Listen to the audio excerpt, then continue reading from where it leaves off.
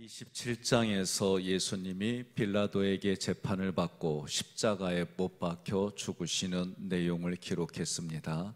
특별히 27장은 예수님의 죽음은 누구를 위한 죽음이냐? 나와 우리를 위한 죽음입니다. 그 죽음에 관해서 앞에 부분 4절에서 가룟 유다가 입을 통해 말을 했습니다. 내가 무죄한 피를 팔고 죄를 범하였도다. 또 19절에 빌라도의 아내가 말을 합니다. 저 옳은 사람에게 아무 상관도 하지 마옵소서. 24절에 재판관 빌라도를 통해 이 사람의 피에 대하여 나는 무죄하니 너희가 당하라. 그리고 54절 사형집행관인 백부장의 입을 통해서 하나님의 아들이었도다라고 고백하게 했습니다. 그리고 51절에 성소의 휘장이 위로부터 아래로 찢어져서 둘이 하나가 되는 일로 증거했습니다.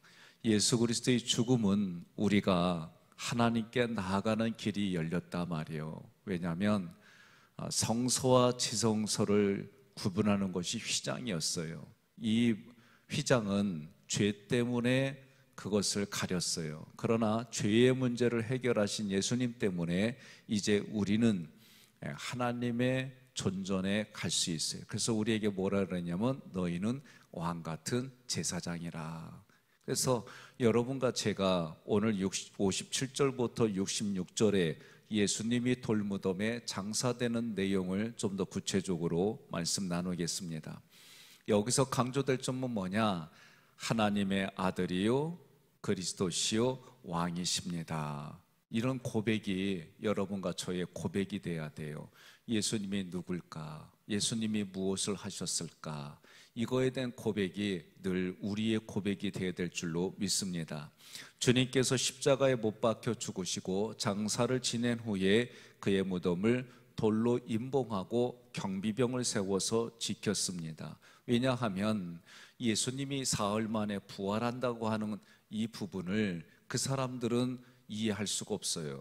그런 일을 경험한 적이 없어요. 그러니 그들이 생각할 수 있는 것은 무엇이냐? 제자들이 시체를 훔쳐서 이렇게 얘기가 되겠구나. 그러면 밀란이 일어나고 서요가 일어난다. 그렇게 이유들을 대는 거예요. 주님의 시체를 장사 지낸 자는 우리가 지금까지 알고 있던 중요한 제자들이 하질 않았어요. 예수님의 제자이긴 하지만 아리마대 지역의 부자인 요셉이 쓰임을 받았습니다. 이 모습은 이사야 선지자가 이미 예언한 거예요. 그리고 아리마대 사람 요셉이 누구냐? 이사야 53장 9절, 마가복음 15장 43절 연이어 봉독하겠습니다. 그는 강포를 행하지 아니하였고 그의 입이 거짓이 없었으나 그의 무덤이 악인들과 함께 있었으며 그가 죽은 후에 부자와 함께 있었도다. 아멘. 아리마대 사람 요셉이 와서 당돌이 빌라도에게 들어가 예수의 시체를 달라 하니 이 사람은 존경받는 공회원이요 하나님의 나라를 기다리는 자라. 아멘.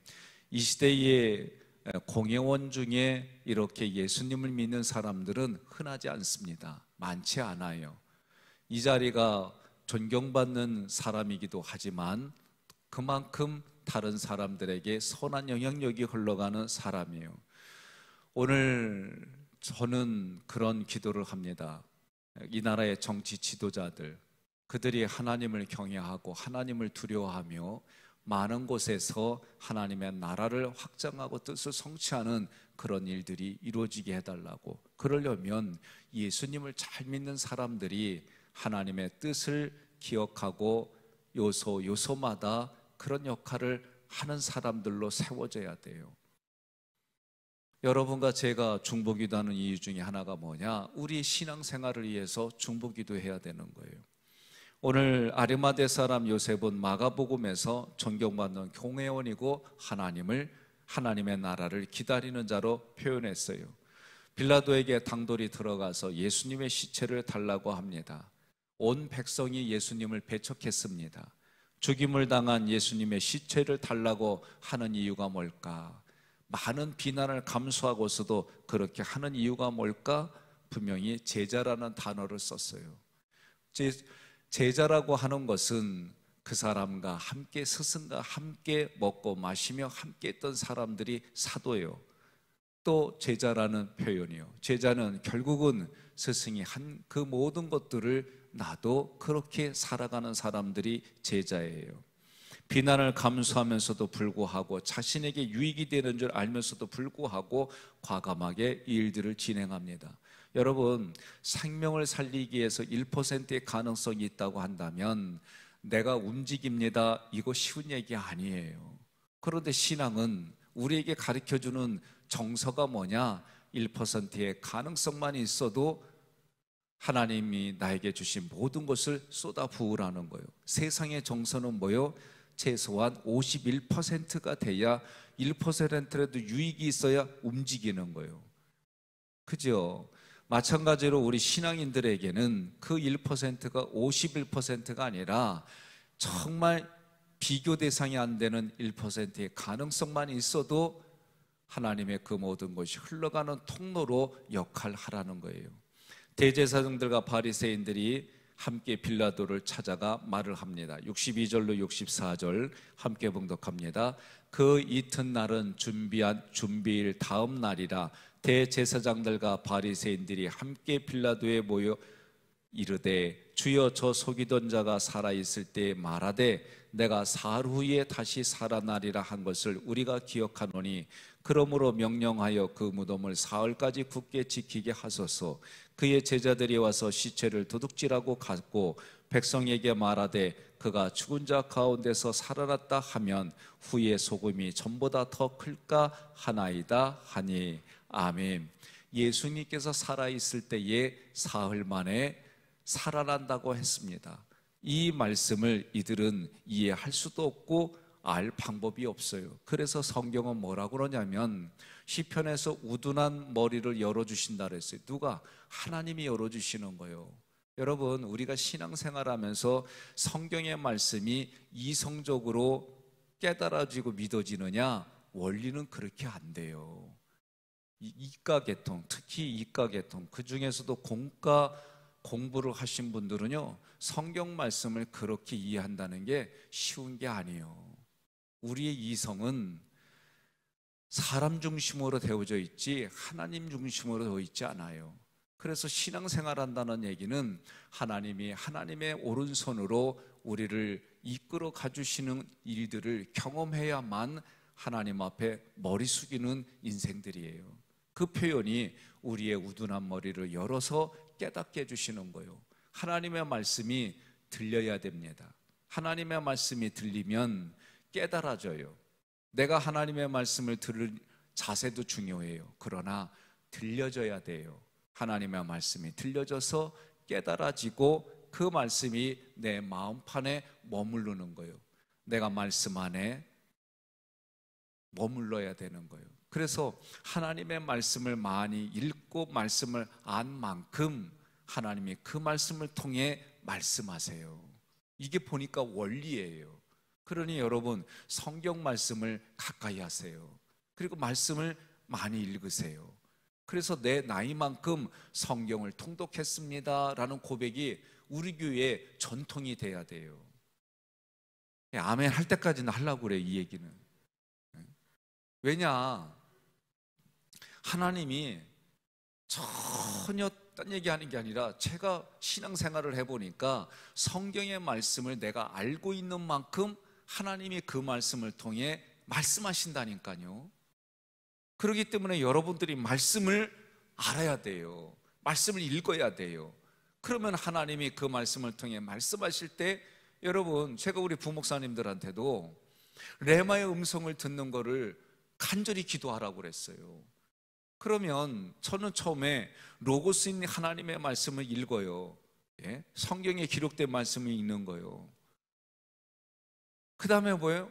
그 말씀을 가지고 목사님들이 설교를 해요. 저도 이 성경을 공부하고 연구하려고 세미나에, 웬만한 세미나는 다 다녔어요. 갈급하니까. 또 저도 그런데도 하나님이 이렇게 말씀하셨습니다. 이게 이 내면에서 잘 이루어지지 않는 거예요. 그러니 제가 8년을 기도한 게, 하나님 한 번만 저에게 말씀해 주세요. 그러면 저도 설교를 확신 있게 얘기를 할 수 있잖아요. 그 기도를 정말 많이 했어요. 그런데 저에게 진짜 대략 세어보니까 8년 동안 아무 말씀 없으셨어요. 그런데 어느 날 설교하는 중에 하나님이 저에게 첫 번째 주신 말씀이, 내가 그때 너를 살려주었다, 이 말씀이 첫 저에게 레마의 음성이었어요. 이것을 경험하지 않은 분들은 저를 이상한 사람 취급할 수 있어요. 목사님 혹시 코마 상태였어요? 비몽사몽간에 그래서 별의별 얘기들이 저한테 하리라 생각해요. 그런데 하나님이 부족한 연약한 인생에 나타나 주시고 말씀해 주시고 가르쳐 주시면 여러분 이것이 얼마나 큰 은혜인지 깨달아지는 거예요. 어렵고 힘든 목회 현장에서도 하나님이 한 번씩 말씀해 주시면 그 말씀 갖고 1년 또는 2년을 붙들고 살아왔어요. 그렇게 살아온 인생을 뒤돌아보니까, 내가 이 현장에서 8년 6개월을 있었네. 저 그거 몰랐어요, 제가. 여러분, 이 말씀을 드리는 건 다른 게 아니에요. 오늘 지금 62절부터 64절에 나오는 이 사람들이 누구냐? 대제사장들이에요. 바리새인들이에요. 다시 말하면 그 당시 성경에 정통한 사람들이에요. 점 하나까지도 다 기억하고 외운 사람들이에요. 그러면 구약에 이미 하나님이 말씀하셨잖아요. 오실 예수님에 대해서 기록하셨잖아요. 그 오실 예수님이 이사야에 대해서도 부자와 함께 한다고 약속하셨잖아요. 말씀하신 대로 누가 쓰였느냐? 아리마대 사람 요셉이 쓰인 거예요. 그러면 구약에서 오실 예수님을 그렇게 성경들이 얘기를 해도 그것을 가르치는 사람인 바리새인들과 대제사장들이에요. 이들은 성경을 정통한 사람들이에요. 그런데 오실 예수님을 공부는 시커내고 알고는 있었는데 막상 오신 예수님은 거절했어요. 오늘 우리도 마찬가지예요. 같이 교회에 신앙생활하고 있는다고 해서 똑같은 신앙의 수준을 가지고 있느냐? 그렇지 않아요. 그렇지 않아요. 저도 뒤돌아보면 신앙생활 이렇게 보고 저렇게 보고 이렇게 보고 이런 경험들이 왜 없어요? 더욱이 여러분들에게 말씀을 전하고 그 말씀에 대한 대가를 치르는 일들이 없으면 여러분들이 말씀을 들을 때에 영적인 부분들도 해석을 해줄 수가 없는데, 그러면 내가 먼저 그거를 해본 게 대부분이요. 그럼 오늘 여기에서도 이 사람들이 얘기한 게 뭐예요? 예수님이 말씀하셨는데 그 말씀을 받아들이지 않은 거예요. 예수님 분명히 말씀하셨어요. 사흘 만에 부활할 거를 얘기를 했어요.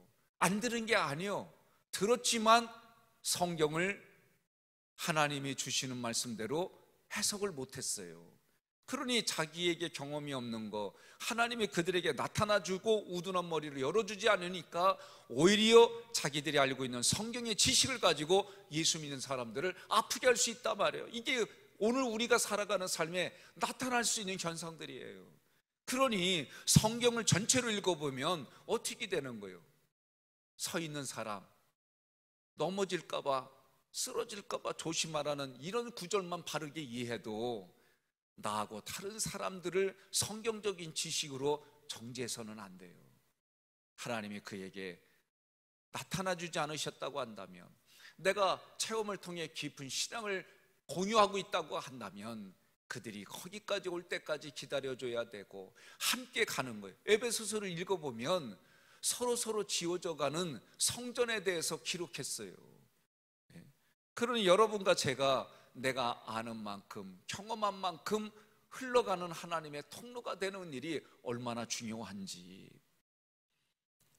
예수님께서 살아있을 때 3일 만에 자기가 살아난다고 하니 3일까지 무덤을 단단히 지켜야 한다. 그래서 예수님의 말씀이 그 말씀대로 가슴에 와닿지 않았어요. 그들이 생각할 수 있는, 추측할 수 있는 건 뭐냐? 제자들이 시신을 훔쳐가서 죽었다가 살아났다고 거짓 증언할 것이다. 나중에 예수님이 부활하셨어요. 그럼에도 불구하고 뭐라고 그래요? 돈을 주고 여러 가지 얘기들을 한 거예요. 왜? 자기네들이 잘못됐다는 걸 알았어요. 그러면 어떻게 하면 돼요? 잘못했어요. 알지 못했어요. 연약해요. 주님 진리를 알지 못했어요. 용서해 주세요. 지금부터라도 바른 신앙생활을 하겠어요. 이게 회개에 합당한 열매예요. 그런데 결국은 어떻게 해요? 자기들의 그 기득권과 권위를 유지하려고 거짓말을 했어요. 여러분, 하나님의 말씀은 살아있습니다. 운동력이 있습니다. 영혼과 골수를 쪼갭니다. 생각과 마음을 감찰합니다. 그 하나님의 말씀은 교훈이 있습니다. 책망이 있습니다. 바르게 함이 있습니다. 의로 교육하기에 유익합니다. 이 말씀들이 실제로 나를 책망할 때도, 내가 어떤 상황에 있는다 할지라도 하나님이 이렇게 하셨습니다. 알게 해주셨습니다. 여러분, 우리도 실수할 수 있어요. 저도 많이 실수해요. 그러나 그 실수를 어떻게 처리하느냐에 따라서 사람의 관계가 더 깊어질 수가 있고 신뢰가 생길 수 있어요. 오늘 성경은 이 말씀을 통해 우리에게 주시는 거예요. 마태복음 5장 18절 함께 봉독합니다. 진실로 너희에게 이르노니 천지가 없어지기 전에는 율법의 1.1획도 결코 없어지지 아니하리라. 아멘.